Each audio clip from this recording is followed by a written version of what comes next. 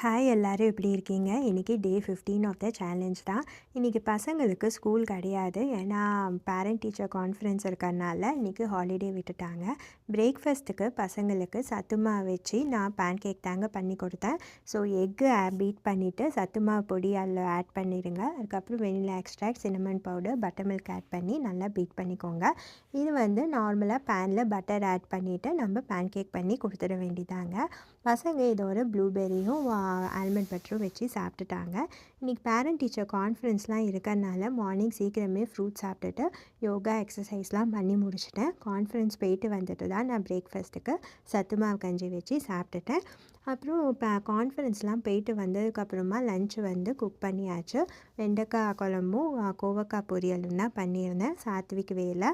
So அதெல்லாம் முடிச்சுட்டு கொஞ்சம் ரெஸ்ட் எடுத்துகிட்டு என்னோடய ஒர்க்கெல்லாம் பண்ணி முடிச்சுட்டு பசங்களுக்கு கிளாஸ்க்கெலாம் கூட்டிகிட்டு போயிட்டு வந்துட்டு இருந்தோங்க. இன்றைக்கி லீவ்னால கிளாஸஸ்லாம் இருக்குது.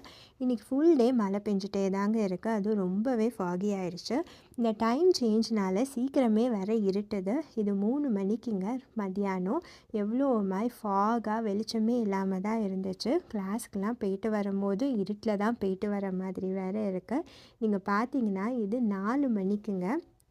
4 மணிக்கே ஃபுல்லாக பிட்ச் டார்க் மாதிரி ஆயிடுச்சு. அது ஃபாகாக வேறு இருந்தனால விசிபிலிட்டி ரொம்பவே குறைச்சலாக தாங்க இருந்துச்சு.